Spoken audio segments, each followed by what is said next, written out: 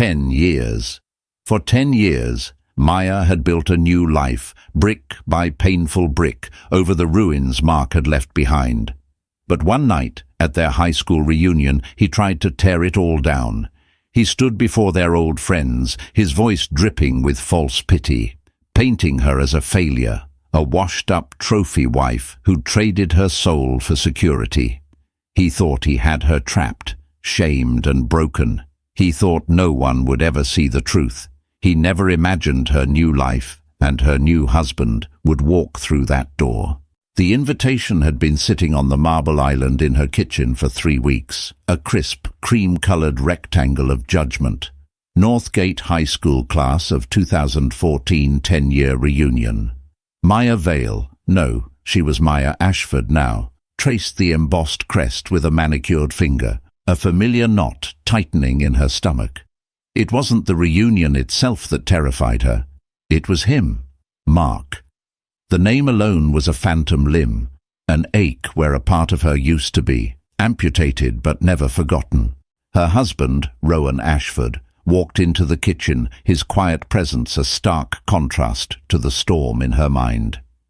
He was a man carved from a different kind of stone than Mark. Where Mark was loud, brash ambition, Rowan was the silent, unshakable strength of a mountain. He placed a hand on her shoulder, his touch gentle, his gaze perceptive. "You're thinking about it again," he said, his voice a low, calming rumble. It wasn't a question. Maya let out a breath she didn't realize she'd been holding.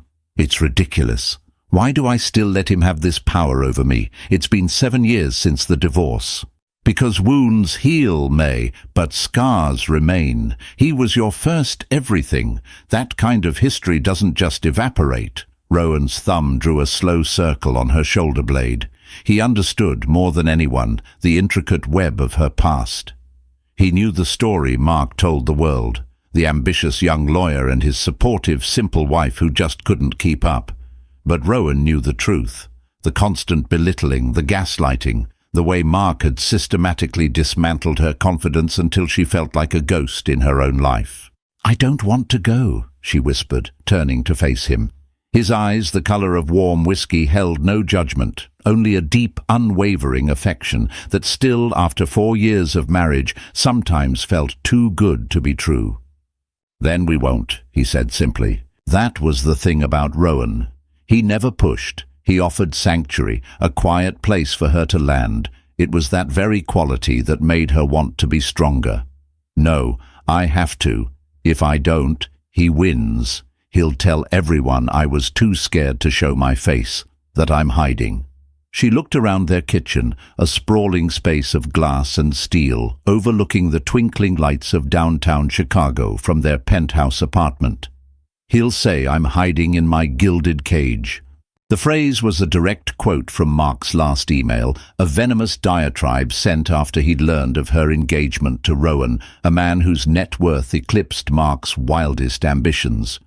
Mark had built a successful career as a high-profile litigator, but Rowan Ashford owned the kind of generational wealth that made men like Mark feel small, and Mark hated feeling small. "What he says is a reflection of him, not you," Rowan murmured, pulling her into a gentle embrace.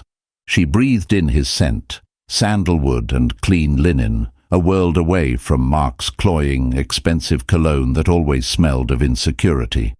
"Intellectually, I know that," she said, her voice muffled against his chest. "But emotionally, I'm still that 24-year-old girl who believed everything he said about me. That I was lucky to have him. That I wasn't smart enough, or ambitious enough, or interesting enough on my own." The night of the reunion arrived like a slow-motion storm cloud. Maya stood before the full-length mirror in their dressing room, a space larger than her first apartment with Mark. She wore a sapphire blue dress, a simple, elegant sheath that Rowan had picked out. It was understated, yet the color made her blue eyes blaze, and the cut hinted at the strength she'd built, both in the gym and in her soul. She had spent the last 4 years rediscovering the woman Mark had tried to erase. With Rowan's quiet encouragement, She had gone back to school, finishing the art history degree she'd abandoned to support Mark's legal career. She'd started a small but successful consultancy firm, helping private collectors authenticate and curate their acquisitions. She was no longer just Mark's ex-wife or Rowan's wife. She was Maya Ashford, respected, knowledgeable, her own person. So why did she feel like an imposter in her own skin tonight? "You look breathtaking." Rowan's voice from the doorway made her jump. He leaned against the frame, already in his suit, a perfectly tailored Tom Ford masterpiece that made him look less like a businessman and more like a movie star. But his eyes weren't on the dress, they were on her face. "But you also look like you're about to face a firing squad." She gave him a weak smile. Same difference. He walked over, his hands finding her waist. "He's going to try and get to you, May. He'll use our old friends as an audience. He'll play the victim, the magnanimous ex-husband who is so worried about you." He mimicked Mark's pompous tone perfectly. "He'll hint that you traded up, that you're nothing but a gold digger. He will try to invalidate everything you've built." "I know," she said, her voice tight. "And what will you do?" Maya looked at her reflection, at the woman staring back at her. The fear was still there, a faint tremor behind her eyes. But underneath it, something else was stirring, a flicker of defiance. The woman Mark had married would have crumbled. The woman Rowan loved was made of sterner stuff. "I will smile," she said, her voice gaining strength. "I will be polite, and I will not, under any circumstances, let him see me bleed." Rowan's lips curved into a proud smile. He was supposed to be at a charity gala tonight, a prior commitment he couldn't break. He would join her at the reunion later if he could get away. For the first few hours, she would be on her own. It was a test, she knew. Her own personal Everest. As the chauffeur-driven car sliced through the city streets, each mile brought her closer to the Northgate Country Club, the site of the reunion, and a decade back in time. She clutched her small evening bag, her knuckles white. It wasn't just about seeing Mark, it was about facing the ghosts of who she used to be and proving once and for all that the gilded cage was not a prison but a fortress she had helped build, and tonight, for the first time, she was ready to defend it. The Northgate Country Club was exactly as she remembered it, a sprawling brick monolith of old money and suffocating tradition. The air inside the grand ballroom was thick with the ghosts of teenage insecurities, now masked by expensive perfumes, forced smiles, and the quiet hum of professional one-upmanship. It was a symphony of nostalgia and regret, and Maya felt a wave of it wash over her as she stepped through the door. For a moment, she was frozen, an easy target. Faces turned. Whispers erupted like brushfires, and she could feel the collective weight of 10 years of gossip settle upon her. "That's Maya Vale. You know, Mark's ex. Did you hear who she's married to now?" Then a familiar welcome voice cut through the noise. "May, my God, you came!" Jessica Tran, her best friend since kindergarten, broke away from a small group and enveloped her in a fierce hug.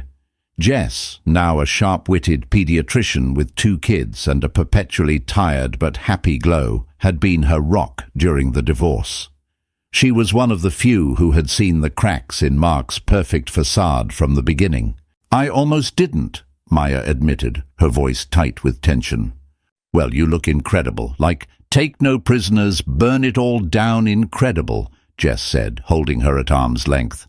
"That color on you is a power move." Maya managed a genuine smile. "It's my armor for the evening." "Good. You're going to need it. The jackal is holding court by the bar." Maya's eyes instinctively followed Jess's gaze. And there he was, Mark. He hadn't changed much physically. He still had the same sandy blonde hair, the athletic build from his college football days, and the smile that could sell ice to an Eskimo. He was surrounded by a rapt audience, old teammates, former cheerleaders, the people who had always orbited him. He was gesturing with a glass of scotch in his hand, his voice carrying across the room, full of the easy, practiced charm that had once captivated her. He hadn't seen her yet, Her heart hammered against her ribs, a frantic bird trapped in a cage. "Breathe, May. Just breathe." "Come on," Jess said, grabbing her hand and pulling her towards a quieter corner. "Let's get a drink in you, and you can tell me all about that art deal in Florence. I need to live vicariously through someone who doesn't spend her days looking at pictures of rashes." For the next hour, Maya managed to exist in a carefully constructed bubble. She and Jess reconnected with a few genuinely kind people from their past. Nerdy, sweet David Chen, now a successful app developer, and quiet, artistic Sarah Bell, who owned a thriving floral design business. The conversations were light, safe. They talked about careers, families, the absurdity of getting older. Maya found herself slowly relaxing, the knot in her stomach loosening its death grip. Maybe this wouldn't be so bad. Maybe he would just ignore her. It was a foolish hope. She saw the exact moment he noticed her. His smile faltered for a fraction of a second. His eyes, the pale, chilly blue she once thought were so beautiful, narrowed slightly. A predator spotting its prey. He excused himself from his group, his movements smooth and deliberate as he began to weave his way through the crowd towards her. Jess squeezed her arm. "Showtime," she muttered under her breath. "Remember who you are." Maya squared her shoulders, her fingers tightening around the cool glass of her sparkling water. She would not run. She would not hide. "Maya, I almost didn't recognize you," Mark said, stopping in front of them. His voice was a silken sheath over a blade. His eyes did a slow, deliberate sweep of her body, from her designer heels to her simple pearl earrings, lingering for a moment on the sapphire and diamond ring Rowan had given her. It was a look designed to be both appreciative and dismissive, as if he were appraising livestock. "You clean up well." It was the same backhanded compliment he'd used for years. "You look nice tonight, May. It's amazing what a little effort can do." The old Maya would have flushed and stammered. The new Maya met his gaze without flinching. "Hello, Mark. You haven't changed at all." She delivered the line with a cool, neutral tone, letting the ambiguity hang in the air. A flicker of annoyance crossed his face before he masked it with his trademark charm. Still the same old Mark, working hard, fighting the good fight. He turned his smile on Jess. "Jess, great to see you. How's the family?" He was playing the part of the gracious, friendly guy, the bigger person. It was a calculated performance for the people who were now subtly watching their interaction. "We're great, Mark," Jess replied, her tone clipped and cool. Mark's attention snapped back to Maya. "So I hear congratulations are in order. You landed the big one, Rowan Ashford. That's impressive. Must be nice not to have to worry about anything anymore." The first shot had been fired. It was subtle, a carefully worded insinuation lobbed in front of their peers. "You didn't earn your life, you married it." "I'm very happy, Mark," Maya said simply, refusing to take the bait. "Oh, I'm sure you are. It's a long way from our tiny walk-up in Wrigleyville, isn't it?" He laughed, a sound that was meant to be shared and nostalgic, but was edged with something sharp and bitter. "Remember how we used to count pennies to afford pizza on a Friday night? I guess you're eating off gold plates now, huh?" He was building his narrative, piece by piece. He was the salt-of-the-earth guy they all remembered, the one who'd built his success from scratch. She was the one who had taken a shortcut, who had abandoned their shared history for a life of unearned luxury. He was creating a power imbalance, casting himself as the relatable hero and her as the detached, unknowable elite. "I remember our history very well, Mark," she said, her voice dropping a notch, a hint of steel entering her tone. "I remember all of it." His smile tightened. He knew she wasn't just talking about the pizza. She was talking about the nights she'd stayed up typing his briefs, the promising job interviews she'd turned down so she could support his dreams, the inheritance from her grandmother that had paid for his bar exam fees, an investment he had long since forgotten to mention. He was about to retort when someone clapped him on the shoulder. It was Tom Riley, the former quarterback and one of Mark's closest acolytes. "Mark, buddy, we're about to do toasts. You've got to say a few words." Mark's face lit up. An audience, a microphone. It was his natural habitat. He gave Maya a final, condescending smirk. "You'll have to excuse me. Some of us still have to network." He turned and walked towards the stage, leaving Maya standing in the silent, churning wake of his arrival. Jess let out a low whistle. The narcissist has landed, and he's preparing for a public execution. Maya watched him take the stage, her blood running cold. This was worse than she had imagined. He wasn't just going to shame her in a private conversation. He was going to do it in front of everyone. The clinking of a knife against a champagne flute cut through the ballroom's chatter, a high, piercing sound that demanded attention. Every head turned towards the small, makeshift stage where Mark stood, bathed in the warm glow of a spotlight. He held a microphone in one hand and his half-empty glass of scotch in the other, looking every bit the master of ceremonies. To anyone who didn't know him, he looked confident, charming, and completely at ease. Maya knew better. She recognized the predatory gleam in his eyes, the subtle tension in his jaw. This was Mark in his element, a courtroom of his peers, and he was both prosecutor and star witness. "Hey, everyone!" he began, his voice booming through the speakers. A chorus of cheers and whistles answered him. "It is so good to see all of you. 10 years. Can you believe it? Some of us look a little older." He paused for laughter. "Some of us look a little richer." His eyes swept the room and landed, for a pointed second, on Maya. "And some of us are just happy to still be standing." He was a master of insinuation. Each word was a carefully chosen pebble tossed into the pond of public opinion to create ripples of speculation. Maya stood rigid, Jess's hand a warm, steadying presence on her back. She could feel the curious glances of their classmates, their faces a mixture of intrigue and pity. "I look around this room and I see a lot of success stories," Mark continued, his tone shifting to one of feigned sincerity. "Doctors, entrepreneurs, parents, people who have worked their tails off to build something real, something they can be proud of." He took a sip of his scotch, letting the statement hang in the air. The subtext was clear. Real success was earned through struggle, not marriage. His gaze found Maya again, this time holding it. He raised his glass in a mock toast. "And I want to give a special shout-out to my ex-wife, Maya Vale." A murmur went through the crowd.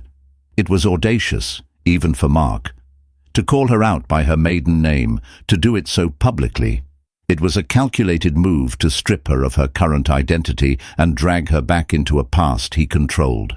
"Some of you might not know, but May and I were high school sweethearts. We built a life together from nothing." He shook his head, a sad, nostalgic smile playing on his lips. "I put everything I had into my career, into building a future for us. And she was right there alongside me, for a while." The phrase, "for a while," was laced with a delicate poison. It suggested she had abandoned the mission, that she had lacked the fortitude to see the struggle through. Maya's hands clenched into fists at her sides. She could feel the blood pounding in her ears. He was rewriting their history in real time, painting himself as the hard-working, forsaken husband. "Life takes us in different directions," he went on, his voice dripping with false magnanimity. "Paths diverge. People change. And while my path was maybe a little steeper, a little harder, I wouldn't trade the grind for anything. It builds character. It teaches you what's really important." He was spinning a web, and she was at the center of it. Every word was designed to diminish her, to frame her present happiness as shallow and unearned. He was preying on the classic trope of the gold digger, a narrative as old as time and just as effective.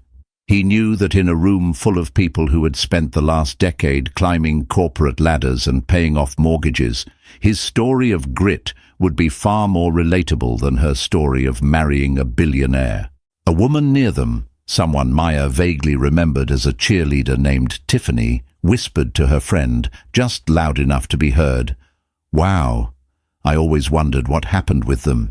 He seemed so broken up about it." Maya's stomach churned.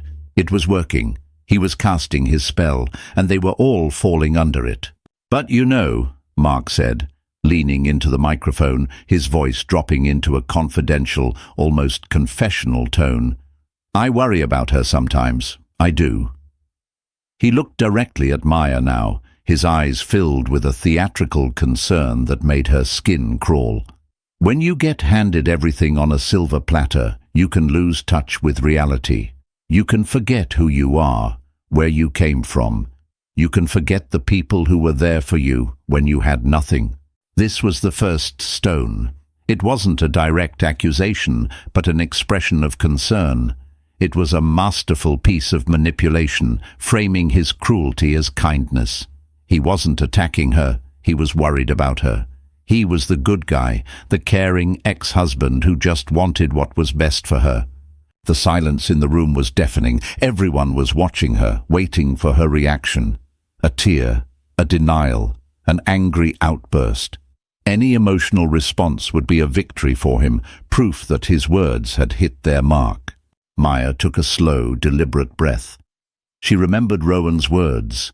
"He will try to invalidate everything you've built." She remembered her own promise. "I will not let him see me bleed." She raised her chin slightly. She did not look away from Mark's gaze, and she did something he did not expect. She smiled. It wasn't a big smile, not a happy one. It was small, serene, and utterly unreadable. It was the smile of a woman who knew a secret he couldn't possibly comprehend. Her lack of reaction seemed to throw him off balance. He had expected a crack in her composure, a sign of weakness he could exploit. He saw none.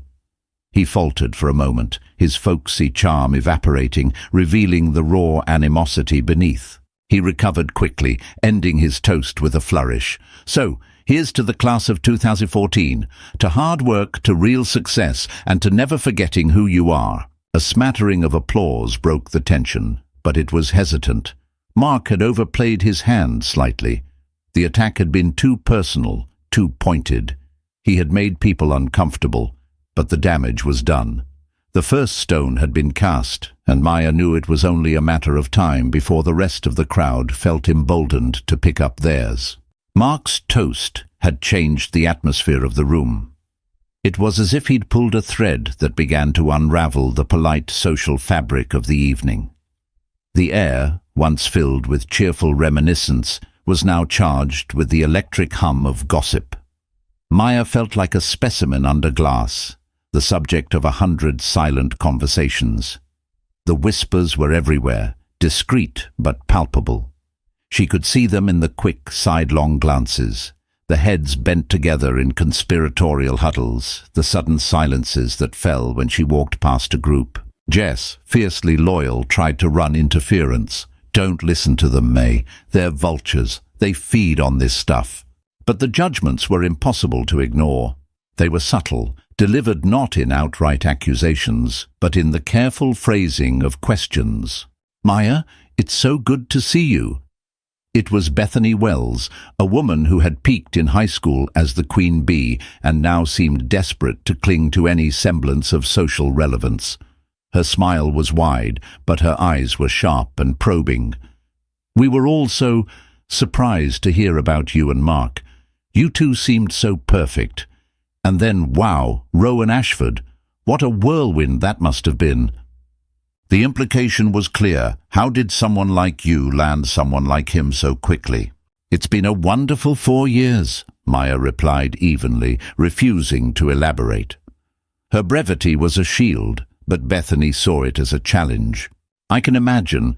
I saw your picture in Chicago Monthly last winter from that hospital fundraiser. The Ashford Foundation, right? It must be incredible being a part of that. So different from, bake sales and PTA meetings." Bethany's laugh was brittle. It was a classic mean girl tactic. Feign admiration while simultaneously highlighting their perceived differences to create a sense of otherness. She was reminding everyone that Maya no longer belonged to their world. Before Maya could respond, Scott Peterson, one of Mark's former football buddies, sauntered over, a beer in his hand and a smug look on his face. "Vale! Or Ashford, I guess. Mark was just telling us about the old days. Man, we were broke back then. But we had fun, didn't we? Nothing beats earning your first real paycheck, you know. He clapped Mark, who had conveniently reappeared on the back. This guy's a killer in the courtroom. Built his firm from the ground up. You must be so proud of him. The question was a deliberate jab designed to force her into an awkward position. If she agreed, she validated Mark. If she disagreed, she looked bitter. Mark's ambition was always one of his defining qualities, she said, her voice a carefully polished surface. It was the truth, but stripped of any warmth. Mark draped an arm around Scott's shoulders, playing the part of the magnanimous leader. "Oh, that's ancient history, Scotty. We've all moved on to bigger and better things." He looked at Maya. "Some of us just had to climb a taller ladder to get there." The whispers grew louder, the judgments more pronounced. Each interaction was a small paper cut, insignificant on its own, but collectively they were beginning to bleed her resolve. Mark had successfully poisoned the well. He had framed the narrative, and now his allies were reinforcing it.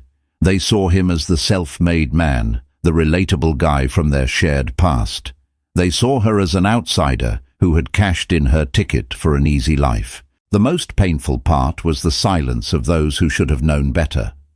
People she had considered friends, people who had been to her and Mark's first apartment, who had seen her working 2 jobs to support them while he was in law school. They now stood by, their faces averted, unwilling to challenge Mark's version of events. Their silence was a form of complicity, a quiet endorsement of his cruelty.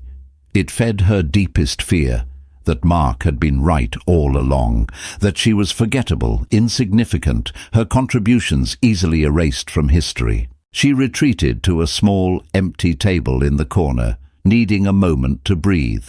The ballroom felt like it was closing in on her, the cheerful music a mocking counterpoint to the turmoil in her chest. She watched Mark work the room, laughing, shaking hands, accepting pats on the back. He was glowing with a victor's confidence. He was not just shaming her, he was rallying support, solidifying his social standing at her expense. This was his hidden motive, she realized. It wasn't just about hurting her, it was about power. In their small shared world of Northgate High alumni, he was re-establishing his dominance. He was settling a score that had nothing to do with their marriage and everything to do with his own fragile ego, which had been wounded by her marrying a man far more successful than he could ever hope to be. A figure approached her table, and she braced herself for another assault. But it was David Chen, the quiet tech developer from earlier. He held 2 bottles of water, offering one to her. "I thought you might need this," he said, his eyes kind. "He's being a real jerk." Tears pricked Maya's eyes, a sudden sharp sting of gratitude. "Thank you, David. I remember how you used to help me with my calculus homework in the library, even when you were swamped with your own stuff," he said, sitting down. "And I remember you spotting me $20 for a concert ticket when my dad had cut off my allowance. You were always one of the good ones, May." His simple act of decency was a lifeline in a sea of judgment. It was a reminder that not everyone had bought into Mark's lies. "He's telling everyone I'm some kind of kept woman," she said, her voice trembling slightly. David snorted. "Anyone who believes that is an idiot." Mark was always an expert at making himself look good by making other people look bad. Some things never change. Their quiet conversation was a brief reprieve, but it was interrupted by the booming of Mark's voice once again. He was back on the stage, a fresh drink in his hand. "All right, everyone, settle down, he called out. "A few of us were just talking, and we thought it would be fun to share some where are they now stories. But let's make it interesting. Let's talk about our biggest failure on the road to success, because that's where the real learning happens, right?" His eyes found Maya across the room, and a slow, cruel smile spread across his face. He was raising the stakes, preparing to deliver the killing blow. He was going to turn her life into a cautionary tale. Mark's new game was a masterstroke of psychological warfare. By framing it as a discussion of failure, he gave himself license to be brutally personal under the guise of honest reflection. He started with a self-deprecating story about his first failed business venture, a lawn-mowing enterprise in high school that charmed the crowd and cemented his image as a relatable, humble guy. He then passed the microphone to a few of his friends who shared sanitized anecdotes about bad investments or career missteps, all with neat, happy endings. It was all a carefully constructed preamble, a warm-up for the main event. Maya watched, her dread mounting with each speaker. She knew the microphone was moving with purpose, a weapon being passed from hand to hand until it reached its intended target. The room was a pressure cooker, and she was at its center. Finally, Mark reclaimed the stage. "This has been great, guys. A real lesson in resilience." He paused, his expression shifting to one of deep, sorrowful contemplation. "But it gets me thinking about a different kind of failure. Not a business failure, but a personal one." He looked out over the crowd, his gaze sweeping past Maya as if he were just speaking to the room at large, but the focus of his energy was unmistakable. "You can have all the success in the world, but it doesn't mean much if you lose yourself along the way.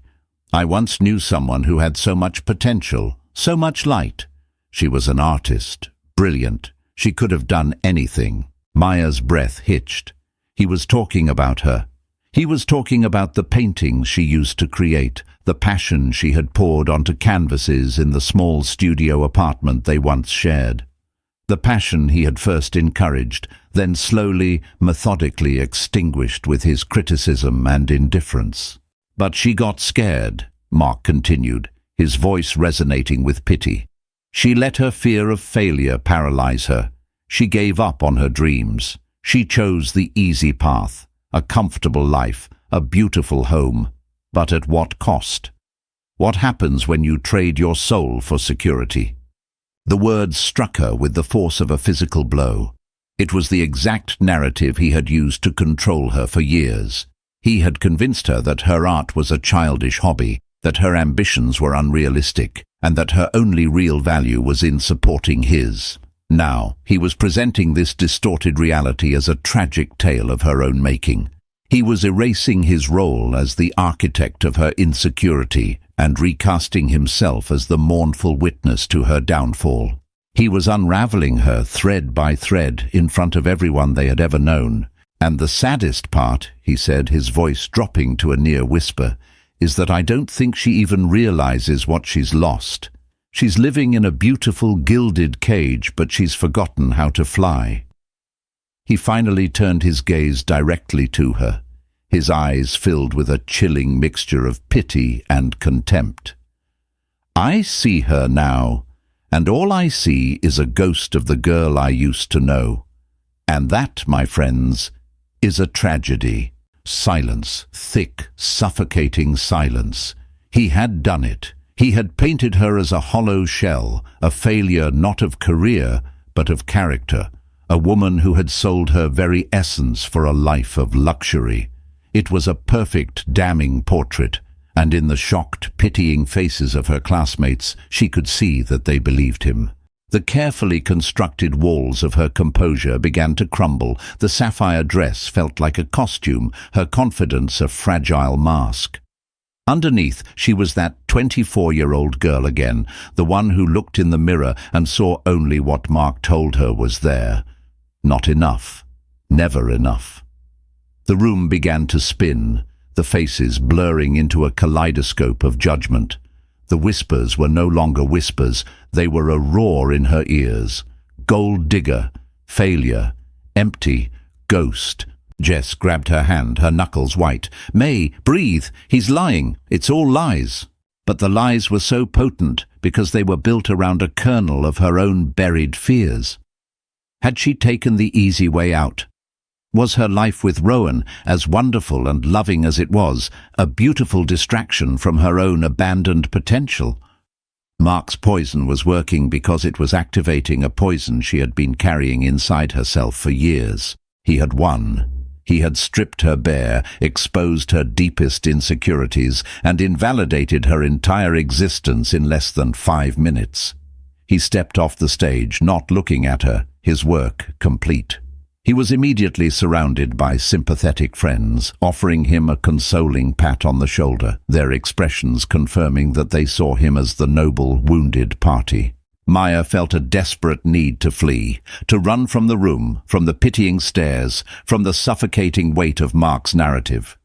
She took a half-step towards the exit, her vision tunneling. And then, the grand ballroom doors at the far end of the room swung open. A man stepped inside.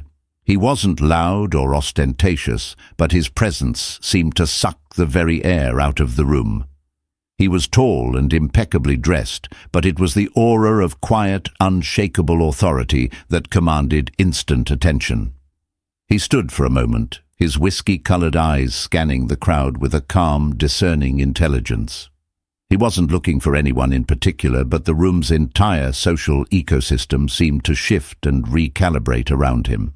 The whispers started again, but this time they were different. They were not filled with gossip and judgment, but with awe and disbelief. "Is that— Oh my God, it is! That's Rowan Ashford!" He saw her. Across the crowded room, his eyes found hers. The noise, the judgment, the crushing weight of Mark's words, it all seemed to fade into the background. He didn't smile. He didn't need to. His gaze was a lifeline, a silent promise. "I'm here." He began to walk towards her, his stride unhurried and deliberate. The crowd parted for him like the Red Sea. Mark, in the middle of his circle of sympathizers, turned to see what had caused the commotion. His face, flushed with victory just moments before, went slack. The color drained from it, leaving behind a pasty, shocked pallor. The hunter had just realized that a much larger, more dangerous predator had entered his territory. Rowan's entrance was not an arrival. It was an event. He moved through the ballroom with an economy of motion that bespoke a man utterly comfortable in his own skin, a man for whom rooms like this were not a stage for performance, but simply a space to be occupied. The collective gaze of the Northgate High alumni followed him, a ripple of silent awe and frantic reassessment spreading through the crowd. This was not just a successful man. This was a different echelon of existence, a name they read in the Wall Street Journal, not in the local paper. Mark and his coterie were frozen mid-sentence, their self-congratulatory bubble instantly burst. Mark's face was a canvas of conflicting emotions, disbelief, fury, and a sudden, stark awareness of his own provincial status. He, who had just spent the last hour meticulously crafting his image as the self-made king of their small pond, was now face to face with an ocean. Rowan didn't so much as glance in Mark's direction. His focus was entirely on Maya. As he drew closer, he saw the tremor in her hands, the sheen of unshed tears in her eyes, the fragile way she held herself together.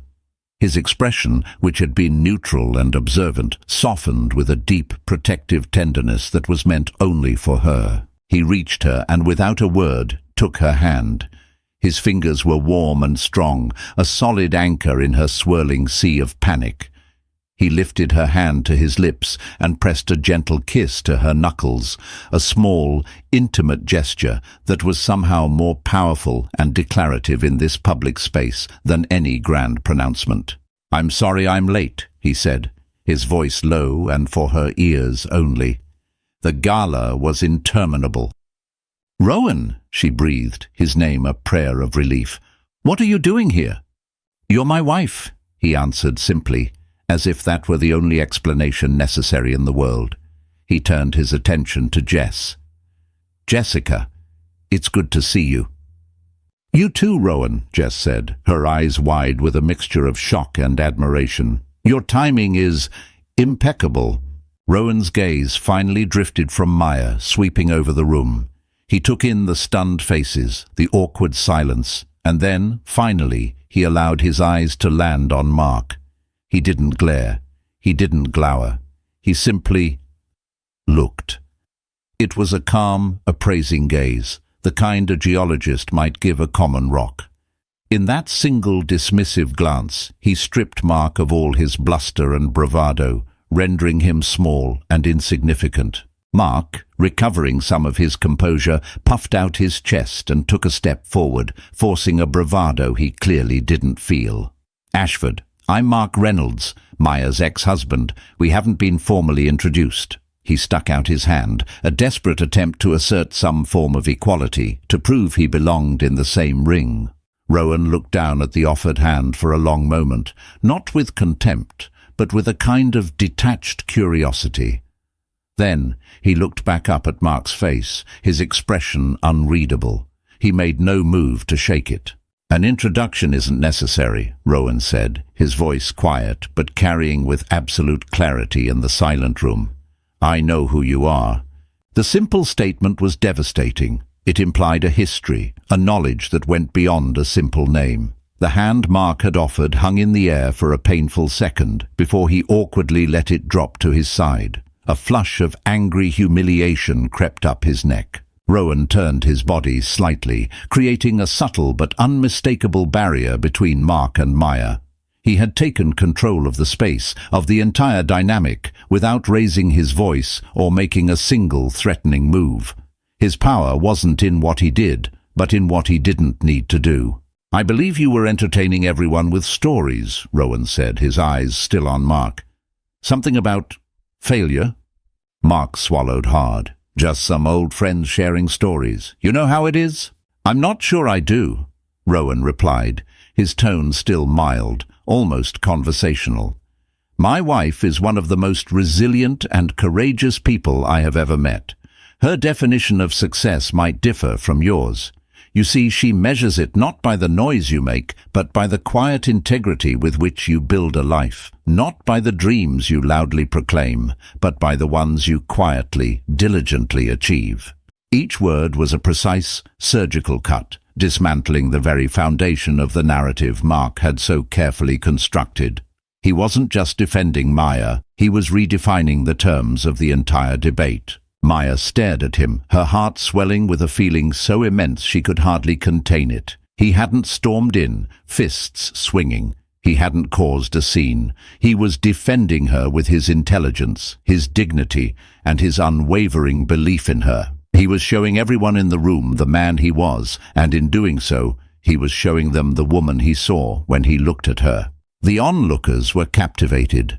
This was a drama far more compelling than Mark's self-pitying monologue.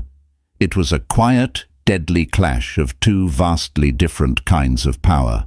One was loud, insecure, and built on the subjugation of others. The other was quiet, absolute, and rooted in conviction.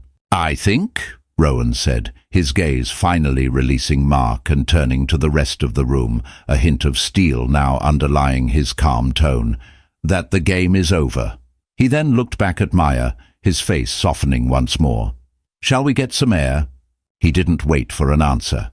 Keeping her hand firmly in his, he began to lead her away from the toxic epicenter of the room. The crowd once again parted for them. They walked past the stunned faces, the open mouths, the dawning comprehension in the eyes of their classmates. As they reached the doors, Maya chanced one last look back. Mark was standing alone, his former audience having subtly drifted away, not wanting to be associated with the losing side. He looked deflated, his cheap victory having turned to ash in his mouth. For the first time that night, he looked exactly like what he was, a bully who had just been put in his place. The cool night air was a balm on Maya's flushed skin. Rowan led her through a set of French doors onto a deserted stone terrace overlooking the golf course. The manicured green, bathed in the silvery light of the moon, was a landscape of perfect, ordered calm, a world away from the social battlefield inside. For a long moment they stood in silence, the distant sound of the party a muted thrum behind them. Maya finally let out a shuddering breath, the tension of the last few hours releasing from her body in a wave. "Thank you," she whispered, her voice thick with emotion. "You didn't have to do that." "Yes," Rowan said, turning to face her, his hands finding hers and holding them gently. "I did. I will not stand by and allow someone to speak about my wife that way, ever. He made me feel so small, she confessed, the shame of it still clinging to her. For a minute there, I almost believed him. I almost believed I was that person he described. He described a ghost, Rowan said, his voice firm, a fiction he created to soothe his own ego. The woman I see is a brilliant art consultant who single-handedly brokered the acquisition of a Monet for one of the most demanding collectors in the world. The woman I see is a partner, my most trusted advisor. The woman I see just secured a seat on the board of the Children's Literacy Foundation. A ghost couldn't do that, May. Only a formidable woman could. He was listing her accomplishments, not as a defense, but as a statement of fact. He was holding up a mirror, forcing her to see the reflection he saw, the truth that Mark's vitriol had tried to obscure. Just then, the French doors opened again. It was Mark. His face was a thunderous mask of rage. The public humiliation had festered, and his need for confrontation had overridden any sense of self-preservation. "I need to talk to you," he snarled, pointing a finger at Maya. "Alone." Rowan stepped forward slightly, a subtle but impassable shield. "I don't think so." "This is between me and her," Mark insisted, his voice rising. "This is about our history. You have no idea what we went through." "Oh, but I think I do," Rowan said, his voice dropping to a dangerously quiet level. The calm conversationalist was gone, replaced by a man of cold, hard authority. "I know, for instance, about the inheritance your wife received from her grandmother, the one that paid for your law school tuition and bar exam fees.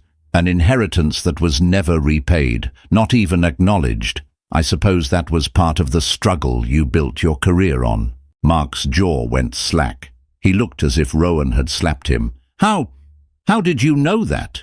"When I fell in love with Maya, I made it my business to understand everything she had been through," Rowan said, his eyes like chips of ice. "I know about the job offer she had from the Art Institute of Chicago, the one you convinced her to turn down because it would have required her to travel, and you needed her home to type your briefs and host dinners for your partners. You called it a sacrifice for our future.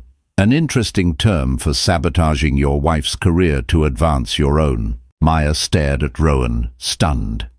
She had told him these things, of course, in quiet, tearful confessions over the years. But to hear them laid out so clinically, so factually, as evidence in a case against Mark, it was breathtaking. Rowan hadn't just listened to her pain, he had catalogued the injustices. "And I know," Rowan continued, his voice relentless, "that after your first big case, when you bought yourself a Porsche, you told Maya there wasn't enough money left for her to take the master's program she'd been accepted to, even though the tuition was less than a quarter of the price of your car." Mark was pale, stumbling backwards a step. "That's not... It was more complicated than that." "Was it? Or was it simply that your success required her failure, that for you to feel big, she had to be kept small?" Rowan took a step closer, and for the first time, Mark looked genuinely afraid. "You didn't just divorce her, Mr. Reynolds. You tried to systematically dismantle her. Her confidence, her ambition, her sense of self-worth. You speak of a gilded cage, but the only cage Maya was ever in was the one you built for her, brick by brick, with your insults, your condescension, and your monumental selfishness." The truth, delivered in Rowan's cold, precise monotone, was more damning than any angry shout. It sucked all the oxygen from the terrace. Mark stood exposed, not as a wronged ex-husband, but as a petty, emotional abuser. His hidden motives were no longer hidden. They were laid bare for all to see. It was never about love or history. It was about jealousy. The professional jealousy of a man who resented his wife's potential, and the personal bitterness of a man who couldn't stand to see her happy and thriving with someone else. "So you are correct," Rowan concluded, his voice softening slightly as he turned his gaze back to Maya. "This is about your history, and I am here to ensure that history no longer has the power to harm her." He then looked back at Mark, his expression one of finality and dismissal. "You are a footnote in my wife's story, Mr. Reynolds. I suggest you learn to accept that." With that, Rowan took Maya's hand, turned his back on the sputtering, defeated man, and led her away from the terrace, leaving Mark alone with the wreckage of his own lies. It wasn't a loud victory, but a quiet one, a quiet defense that had roared like a lion. When Rowan and Maya stepped back into the ballroom, the atmosphere was electric. The confrontation on the terrace hadn't been seen, but the shift in power that occurred when Rowan arrived was still palpable. Mark stumbled in a moment later, his face ashen, his bravado utterly gone. He looked like a deflated balloon, and the sight of his defeat was a truth more potent than any gossip. He avoided everyone's eyes, making a beeline for the bar, where he downed a glass of scotch in one go. The spell was broken. The narrative Mark had so carefully woven had been shredded. People who had been quick to offer him sympathy and join in the judgment of Maya now seemed uncertain, their allegiances shifting in the face of a new, undeniable reality. They began to look at Maya differently, not with pity, but with a dawning respect. They were seeing her not through Mark's tainted lens, but as the woman who stood beside Rowan Ashford, her equal in grace and quiet strength. Jess and David Chen rushed over, their faces beaming. "That was," Jess said, searching for the right word, "biblical. I've wanted to see someone put him in his place for 10 years. David just shook his head in admiration. He didn't even raise his voice. But the true reckoning was yet to come. It wouldn't come from Rowan. It would come from Maya herself. Bolstered by Rowan's unwavering defense, feeling the ground solid beneath her feet for the first time all night, she felt a profound shift within her. The fear was gone, replaced by a cold, clear anger. An anger not just at Mark, but at herself, forever letting him convince her she was less than she was. She saw Bethany Wells and Scott Peterson, two of Mark's most vocal supporters, huddled near the hors d'oeuvres table, casting nervous glances in her direction. The old Maya would have ignored them, would have been content with her private victory. The new Maya, the woman Rowan saw, walked directly towards them. They fell silent as she approached, their discomfort obvious. "Bethany," Maya began, her voice calm and steady. "You mentioned earlier how different my life must be now. You're right, it is. For instance, my husband doesn't see my dreams as a threat to his own. He doesn't tell me my passions are foolish hobbies. He celebrates my success instead of trying to sabotage it. That's the primary difference, not the money." Bethany's face flushed a deep, mottled red. She opened her mouth to speak, but no words came out. Maya then turned to Scott. "And Scott, you said you were proud of Mark for building his firm from the ground up. You should know, the seed money for that firm came from my grandmother's inheritance, an investment I made in him because I believed in him. An investment he conveniently forgets to mention when he's telling his heroic origin story." Scott looked at the floor, at the ceiling, anywhere but at Maya. The truth of her words, delivered without malice but with unshakable conviction, had the undeniable ring of authenticity. She wasn't finished. Her voice rose slightly, not in a shout, but enough to draw the attention of those standing nearby. "For years, I let Mark define me. I let his voice become the only voice I could hear in my head. He told me I was weak, so I felt weak. He told me I was nothing without him, and I believed him." She looked across the room at Mark, who was watching the scene unfold, trapped and powerless. But he was wrong. The words were simple, but they resonated with the force of a revelation. It was her declaration of independence, spoken not just to the room, but to the ghost of the girl she used to be. "My life didn't begin when I met Rowan Ashford. It began when I left Mark Reynolds. Everything I have because I finally started believing in myself. The love and support of a good man was the fortunate tailwind, but I was the one who learned to fly again." Her speech was met with a stunned silence. She had not only defended herself, she had reclaimed her own story. She had taken the ugly, twisted narrative Mark had created and set it on fire. In its place, she had offered them the truth, and it was far more compelling. The reckoning was quiet, but absolute. It was in the ashamed faces of those who had been so quick to judge her. It was in the newfound respect in the eyes of her old classmates.